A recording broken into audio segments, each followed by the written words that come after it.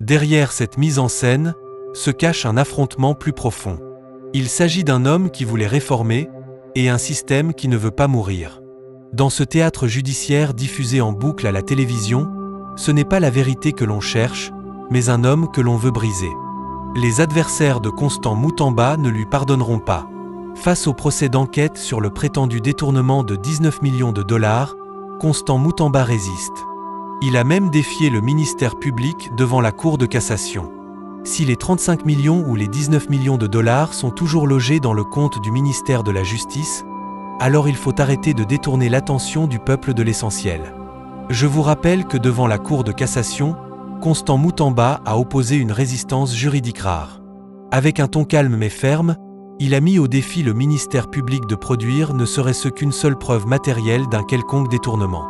La réponse de l'accusation porte sur l'intention et non sur le détournement. Ce n'est pas le détournement qui est reproché, mais l'intention de détourner. Depuis quand on juge l'intention en l'absence de l'acte en droit pénal? Depuis quand une volonté supposée et non démontrée devient-elle la base d'un procès télévisé? La dérive est grave, car elle fait basculer le système judiciaire de la sanction de faits avérés à la persécution d'intentions imaginées. Ce jeune ministre courageux est juste poursuivi par des vautours qui vivent de la mafia organisée. Nous devons être clairs à ce sujet. Il faut qualifier ce procès télévisé de théâtre. C'est un théâtre qui a pour but de détourner l'attention nationale de priorité. Comment expliquer que celui qui a donné le ton pour remédier à une justice malade soit poursuivi tout simplement parce que le procureur près la Cour de cassation aurait vu les intentions? Les experts juristes disent qu'en matière de détournement, on constate la disparition des fonds, ce qui n'est pas le cas avec Constant Moutamba. Ce procès n'est pas anodin.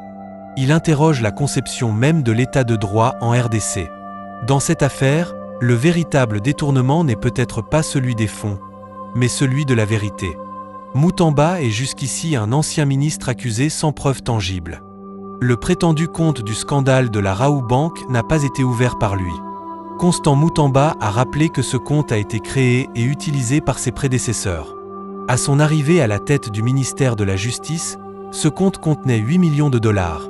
Mais aujourd'hui ce compte contient plus de 30 millions. Faut-il condamner un ministre pour avoir sécurisé les finances publiques? Mais pourquoi Constant Moutamba est poursuivi s'il n'a pas détourné? Doit-on incriminer un homme pour avoir multiplié par 4 les ressources du ministère de la Justice? Il n'existe pas un seul document par lequel on peut nous prouver que les mêmes hommes en question voulaient piquer 19 millions de son compte. Ou doit-on plutôt s'interroger sur les véritables motivations de ceux qui l'accusent? Le débat aujourd'hui s'articule sur les intentions de détournement que relève le ministère public. C'est à ce niveau qu'il y a ambiguïté. Au-delà des apparences judiciaires, ce procès sent le règlement de comptes politiques, au détriment de la vérité et de la justice, et surtout au détriment des priorités nationales. Depuis quand la justice congolaise sanctionne-t-elle l'intention supposée d'un détournement, en l'absence de la moindre disparition de fonds? Ce glissement sémantique et judiciaire est d'une gravité extrême. Les juristes sont unanimes sur cette question. En matière de détournement de fonds publics, l'élément central est la constatation de la disparition des ressources. Or, dans ce dossier, les fonds sont bel et bien présents, logés dans le compte officiel du ministère de la Justice. Tout porte à croire que Constant Moutamba paie le prix de son courage politique et de sa volonté de réforme. Dès sa nomination, il s'est imposé comme un acteur majeur de la refondation de la justice congolaise, un secteur gangrené par des décennies d'instrumentalisation politique et de prédation financière. Ce jeune dynamique et déterminé représentait une menace réelle pour les réseaux mafieux qui vivent de l'instabilité judiciaire. Ces vautours ont toujours travaillé pour maintenir la justice en état de fragilité, et Moutamba était le point de rupture qu'il fallait abattre. Il était la rupture que redoutaient ceux qui ont fait de la justice une rente personnelle. Moutamba parlait de rupture, d'assainissement et de redevabilité. Il a dénoncé les trafics et il a mis en lumière les pratiques opaques. Il a surtout dérangé les équilibres.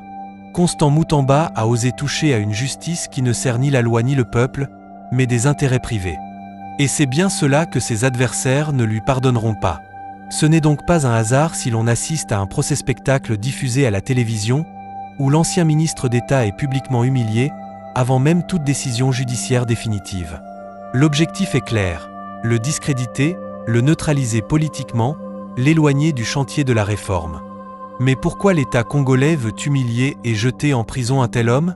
Pendant que l'on tente de distraire l'opinion publique avec une affaire montée de toutes pièces, les véritables urgences nationales demeurent sans réponse.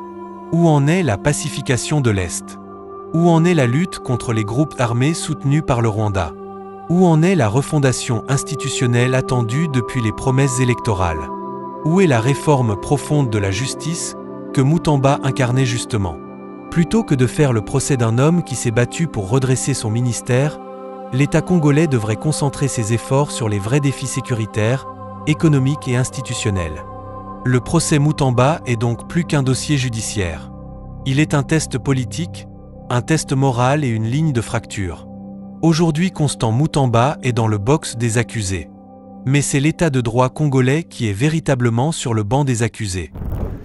Je suis heureux, Président, je suis heureux parce que le ministère public n'arrive pas à prouver les détournements par le ministre d'État, Constant Mutamba. Est-ce qu'on va répondre à notre question ? Je réponds, papa. Je réponds. Même condamné à mort a droit à la parole avant l'exécution. Ce procès aurait pu être une démonstration de transparence judiciaire et de bonne gouvernance. Mais il est malheureusement le triste reflet d'un système qui s'acharne contre ceux qui refusent d'en être complices.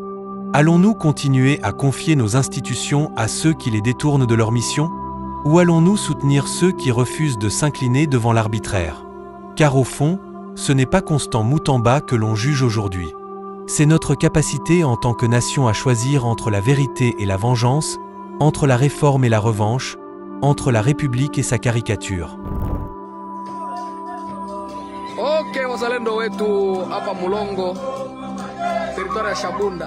L'actualité, c'est aussi ce qui se passe à l'Est pays. Tout est travaillé de façon calculée pour éteindre définitivement le M23. Déjà sur le terrain, les forces armées congolaises et les groupes de résistance s'organisent. L'étau se resserre sur les positions du M23 et le vernis diplomatique craque. Et derrière l'image policée de la négociation, c'est l'arrogance du régime de Kigali qui commence à être dévoilée au grand jour. Les forces armées congolaises sont en chemin vers une reconquête nationale, parce qu'il est temps que la RDC reprenne l'initiative. Il est temps que la voix du peuple congolais ne soit plus étouffée par les jeux d'équilibristes de certaines chancelleries. La paix véritable ne viendra ni de Doha, ni de Washington, ni de Bruxelles ou de Paris. Elle viendra d'une volonté nationale inébranlable, d'un sursaut patriotique et d'une rupture avec la diplomatie de l'ambiguïté. L'heure n'est plus au silence désormais. C'est pour cette raison que nous existons pour le décryptage de la RDC. Nous avons choisi de dire la vérité sans filtre. Il faut déraciner et déboulonner ces criminels de guerre sous la charpente de Paul Kagame.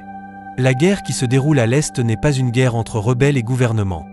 C'est une guerre de souveraineté, une guerre pour l'indépendance réelle de la RDC face à des intérêts bien établis qui ont pris racine. Le temps des demi-mesures est révolu. Alors je vous pose la question pour une analyse approfondie. Pensez-vous que la déclaration de principe signée à Doha va mener sur des conclusions qui vont mettre les rebelles en déroute ? Sincèrement, lorsque vous lisez ce document, sans oublier l'ambiguïté autour de l'avenir du Rwanda dans les affaires congolaises, je pense qu'il y a beaucoup à redire. La République démocratique du Congo est-elle victime d'un théâtre diplomatique soigneusement orchestré ? Jusque-là, rien n'est encore dit clairement sur le sort réservé aux rebelles. Derrière les communiqués lissés et les engagements de façade, il y a une constante opacité. Déjà avec l'accord de Washington, tout a été scellé sur la question de FDLR avec le bradage de la résolution 2773. La récente déclaration de principe signée à Doha, censée ouvrir la voie à un processus de paix durable dans l'Est du pays, soulève plus de questions qu'elle n'apporte de réponses. Le porte-parole du gouvernement congolais Patrick Muyaya a voulu expliquer l'incompréhension de ces documents. Patrick Muyaya a expliqué sans être clair, et l'incompréhension demeure. Mais pourquoi tous ces documents signés avec le Rwanda ne sont toujours pas clairs ? Je suis d'avis que les experts congolais ne rendent pas un bon service à l'État. Depuis le début des négociations dites de paix, on observe une dérangeante récurrence. Aucune clarté sur le désarmement des groupes armés. Aucun calendrier précis pour le retrait des troupes rwandaises. Et surtout, aucune garantie judiciaire pour les populations massacrées. L'ombre du Rwanda plane sur chaque ligne, sur chaque virgule de ces textes, et cela n'a rien d'un hasard. Dans ce monde, on a connu des guerres et des documents signés qui ont conduit à la fin de toutes ces guerres. Et lorsqu'on essaie de lire le document signé qui a mis fin à la Deuxième Guerre mondiale par exemple, tout est clair sur chaque ligne et paragraphe. Mais pourquoi pour le cas de la guerre de la RDC, tous les textes sont rédigés de manière intentionnelle pour entretenir l'ambiguïté? C'est à ce niveau que nous analysons la traîtrise de la communauté internationale. Avec l'accord de Washington signé avec Kigali, ce document a scellé dans une relative discrétion la question des FDLR, ces rebelles Hutus que le Rwanda pointe inlassablement du doigt pour justifier son ingérence militaire en RDC. Mais dans cette manœuvre diplomatique, la résolution 2773 du Conseil de sécurité de l'ONU semble avoir été purement et simplement vidée de sa substance, réduite à un instrument de validation de l'agenda rwandais. Et Doha arrive ensuite comme une suite logique, avec une déclaration de principe qui annonce un accord dont l'avenir des terroristes sera ambigu. Ce document que beaucoup applaudissent ne tranche rien. Et surtout encore une fois, c'est Kigali qui signe, qui parle et qui impose discrètement le déroulement et le contour. Le M23 AFC, groupe armé désigné comme interlocuteur principal, n'est en réalité qu'un masque. Le véritable protagoniste, c'est le régime de Paul Kagame. Mais on se moque de qui finalement? Les partenaires internationaux de la RDC veulent cette guerre, et ils veulent que ça dure encore très longtemps. Je ne sais pas si vous partagez aussi le même point de vue. Si vous êtes attentif, vous allez voir qu'à Doha, c'est le Rwanda qui discute et qui signe encore. C'est évident qu'on est parvenu à démasquer le régime de Paul Kagame. Mais il y a une vérité fondamentale que cette communauté internationale manœuvre. Les Américains, les Français, les Anglais, les Polonais et tout le reste savent que cette histoire de Doha n'est qu'une perte du temps parce qu'il ne s'agit pas des rebelles. Il s'agit du Rwanda qui avait déjà signé l'accord de paix à Washington. Donc on devrait en ce moment passer directement au processus de retrait immédiat et sans condition de l'armée rwandaise. Mais ils l'ont conditionné avec la question des FDLR, parce qu'ils tirent les ficelles, ils veulent que les gens meurent et que les villages soient encore incendiés. Peut-on parler de paix sans justice? Certainement pas, parce que la paix serait compromise. Dans la déclaration de principe qui va porter la rédaction de l'accord de Doha, la question de la justice est à peine évoquée, reléguée à un détail secondaire. Les victimes des violences, les populations déplacées, les femmes violées, les enfants enrôlés. Tous restent sans réponse, sans reconnaissance, sans réparation. Une paix sans justice n'est qu'une trêve déguisée, un répit avant la prochaine tragédie. Cette négligence n'est pas fortuite. Elle s'inscrit dans une logique bien connue, qui est de maintenir l'instabilité pour mieux contrôler les ressources. Je pense que vous êtes d'accord avec moi sur ce point. Derrière la façade diplomatique se cachent les intérêts économiques de puissances bien connues. Les États-Unis, la France, le Royaume-Uni ou encore la Belgique, tous ces partenaires de la RDC qui prônent la paix dans les discours, mais qui ferment les yeux sur l'agresseur et l'encouragent en coulisses. Une paix avec une justice absente est-elle possible vraiment? Mais Félix Tshisekedi l'a compris, il joue comme un stratège politique avéré. Face à cette cacophonie internationale et à ces accords stériles, Tshisekedi semble avoir opté pour une posture inédite, le silence.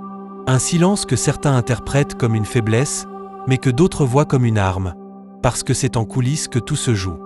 Le chef de l'État prépare l'étape suivante, celle de l'action ferme, souveraine et décisive. Pour parvenir à cet objectif, c'est la RDC qui doit prendre l'initiative de son action pour la paix. Place à la clarté, à la justice et à la paix véritable et sans condition. Je dis librement ce que je pense sur l'actualité avec des éditoriales. Ça peut paraître menaçant, mais c'est mon style d'engagement pour aider la République démocratique du Congo. Je suis certain que ça va déranger les ennemis du Congo. Mais je reste motivé pour être la grande voix sincère des marginalisés, ce peuple en souffrance du pays de Lumumba. Merci de vous abonner à ma petite chaîne pour me donner de la force.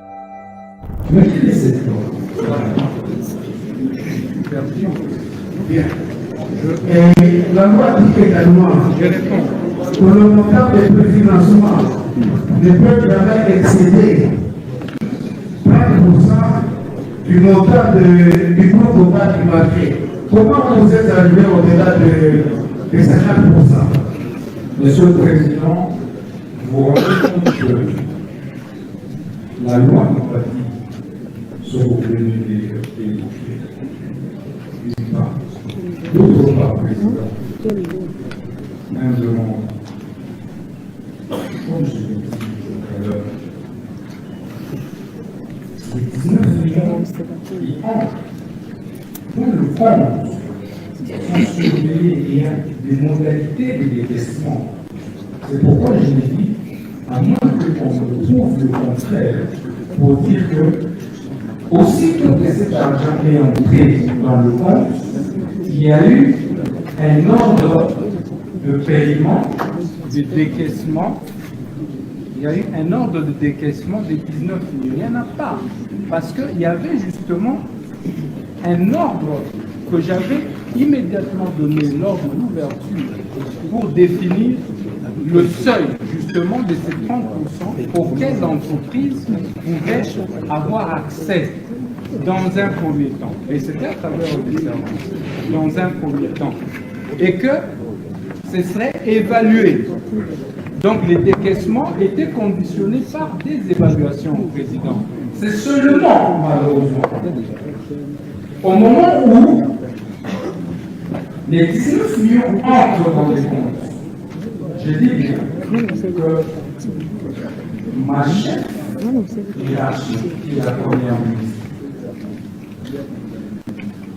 à qui j'avais transféré ce dossier, avait tout le temps pour me répondre. Ça veut dire autrement, président, que si, pendant le délai là, ma chef, en tant qu'autorité approbatrice, m'avait dit non, je ne veux pas de ce marché. Et qui suis-je pour continuer? J'allais tout simplement annuler. Alors, lorsque j'ai eu l'approbation tacite de la première ministre, conformément à l'article 20 du décret sur le marché de manuel de procédure, c'est alors qu'on a procédé ainsi. Et comme je l'ai dit, il n'existe pas un seul document par lequel on peut nous prouver que même Zion en question voulait piquer 19 millions de son compte. D'une part, d'autre part, aucun document ne prouve que l'argent devait quitter le compte de l'entrepreneur qui est effectivement disposé à construire la prison pour mon compte à moi privé. Il n'y a jamais eu un seul dollar qui soit transféré ou demande du compte de l'entrepreneur vers le compte du ministre de la Justice.